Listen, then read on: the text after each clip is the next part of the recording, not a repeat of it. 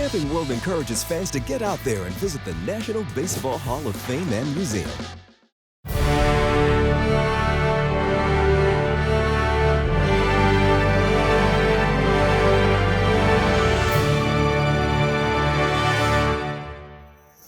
Welcome to the National Baseball Hall of Fame and Museum in Cooperstown, New York. I'm Lindsay Berra, joined by 2005 Hall of Fame game MVP Carlos Peña and curator Tom Shieber, and we're going to talk about the Hall of Fame Connections episode, From a Yogi to a King. All right, this one, very near and dear to my heart, but I'm going to let you start. All right, that sounds good.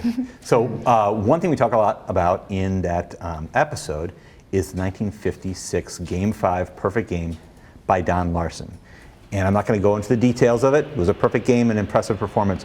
But I think it would be great to talk about two other people involved in that perfect game, two Italian Americans, Babe Pinelli and Yogi Berra. So I'm going to send it right back to you and tell us a little bit about Yogi Berra. And why don't we put on our gloves, because we have a Yogi Berra mitt here, and tell us about this mitt. I'm definitely super excited about this mitt because it lives here, so I don't get to see it very often. And this is obviously Grandpa's mitt from the 56 perfect game that he said that he called every pitch cool. Don Larsen threw. Donnie never shook him off, and it was just a masterful performance by someone nobody really expected to pitch that well in Don Larsen. Right. And what is really cool about this mitt, so if you look at this, Carlos, flip it around. So there's this really deep hinge over here in this glove. And in 1955, which was the season that Jackie Robinson stole home during the World Series. Previous World Series. The windup, and here comes Robinson, trying to steal home. He's safe, says the ump. He's out, says Yogi Berra, and brother is Yogi hopping. Grandpa's mitt looked very different. It was much more solid, more of a donut style mitt. And in retrospect, he really believed that had he been able to just make a sweep tag on Jackie Robinson instead of having to cover the ball with his hand and then go to make the tag, that it would have been more obvious to the umpire, Bill Summers, that Jackie had in fact been out. So after the 55 season, he gets his first glove contract with Spalding, and they ask for his input on designing a glove. And of course he says, well, I want the glove with the deeper hinge so I can make sweep tags. And the next season, in 56, he's very much using this glove with a much deeper hinge. It's much more able to be manipulated. Yeah, it makes perfect sense that you want to make sure you utilize one hand and then tag instead of having to reach with the other one and two-hand stuff. Yeah, amazing. This is very special to you. I just think it's so cool. A lot of it is so much because Grandpa didn't think he was that cool, so it makes you think he's even cooler. Because he was just so low-key about everything. I mean, like, this is the only perfect game in World Series history. You ask him about it, and he would say, it ain't been done before, and it ain't been done since. And that's all he would say about it. Like, okay, well. I think that's a definition of only. Elaborate, right? I know. So, yeah, I do think But he did say really that cool. he called every single pitch, right? On the perfect game. He just said that Donnie was in a groove, and every pitch that Grandpa put down, Don went along with. He hit every spot, never shook him off once, and he was just, throwing really well. And Don was not scheduled to pitch that day. I'm not even sure whose turn it was, but he hadn't had a great outing in Game 2. He had walked a bunch of people, been pulled after 2 innings, and he showed up at the ballpark really expecting that it was not going to be his day. It was going to be Bob Turley or Johnny Cuck, somebody else. And Casey gave him the ball, and there you go. Well, the reason why I ask is because nowadays we talk a lot about sequencing, right? And how pitchers are throwing. You're like, why did he throw that pitch? That's not the right pitch to throw at that moment. And I don't think we give enough credit to or hold catchers responsible. It's like, wait a second, it's not the pitcher that's calling the game, it's the catcher calling what pitch to throw. And in that perfect game, to think that he was never shaken off by Larsen, this is remarkable and a testament of what it means to call a perfect game. He was making the right calls. I want to ask you another question, and it has a little bit to do with this umpire counter. So umpires keeping track of balls and strikes with this very rudimentary counter. And Babe Pinelli, another Italian American, he's from the Bay Area actually, was the umpire at the Game 5 of the 56 World Series. He's the home plate umpire. It's his last assignment as home plate umpire. He retired after the World Series, and that was it for his career.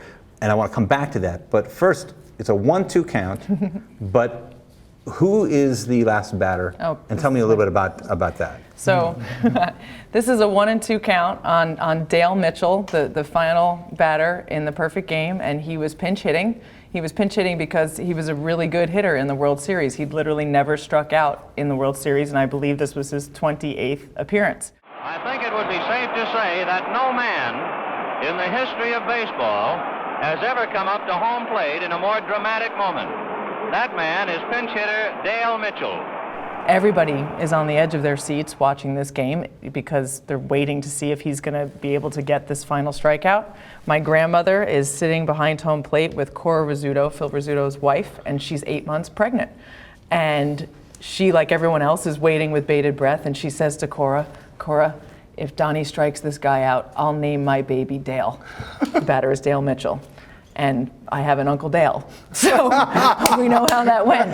So Don Larsen strikes out Dale Mitchell. Grandpa runs out, jumps into Larsen's arms with the iconic photo. Awesome. Now that we all know with Grandpa right. with his arms wrapped around Donnie, and this is really cool that this is forever frozen at 1 and 2. I really like that. So once again, this is the last home plate assignment in a 22-year career as an umpire for Babe Pinelli. Go back to his first home plate assignment. In 1935, Babe Ruth is in his first game as a home plate umpire. So cool.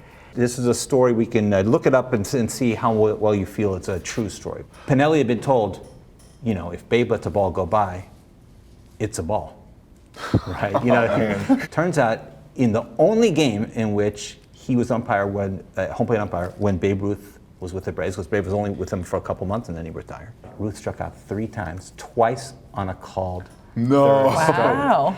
And the story goes that on one of them, he turned back to Pinelli and he said, there's 40,000 people in the stands who know that pitch was a ball. And Pinelli would say, yes, but my opinion is the only one that counts. I love that he was coming in and putting his foot down, no, I'm going to do this my way, exactly. the right way. But it's so cool that he started his first home plate assignment, Babe Ruth, last home plate assignment, a different Yankee moment, the Don Larsen perfect game. Let's talk about the other item here on the table, and that is the famous pine tar bat that George Brett used. Did a home run off of Goose Gossage. We don't have to go into the details. But what I want to talk about is something that isn't really talked about too much, which has to do with the length of pine tar on the bat. Now take a look at this. What do you think, Carlos? What do you think about the pine tar there? It's perfectly fine.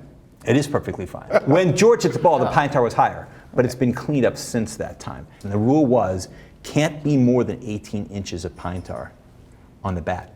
Well, when Tim McClellan made this call against Brett and the Royals, the way he figured out what was 18 inches was, he says, what do I have? I don't have a tape measure on me.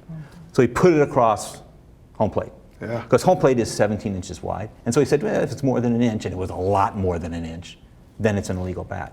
They might be going to call George Brett out. Well, he is. He's out. Yes, sir. Brett is out. Look at this. Brett is out. And He's steaming mad. he is out and having to be forcibly restrained. After George Brett goes crazy, the Royals protested the game. And ultimately, the league president upheld that protest and said, we're going to restart the game from that moment, the home run counts, and conclude that game. So that was done Nice. later.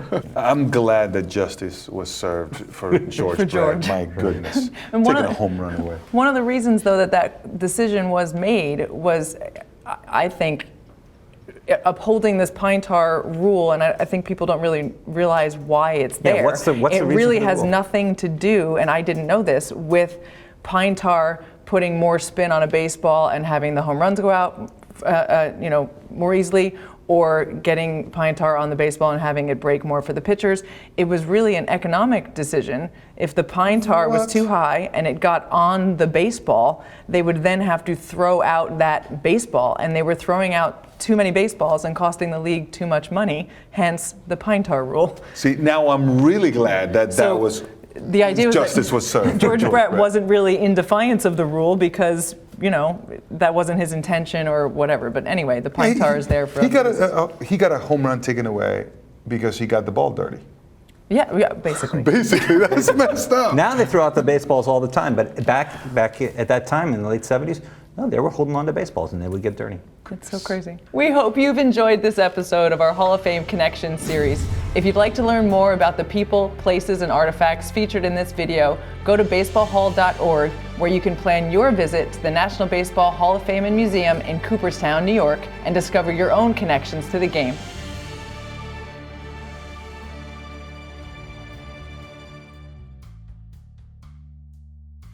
Thanks for watching. For more incredible stories, check out our Hall of Fame Connection series. And don't forget to subscribe. Plaque!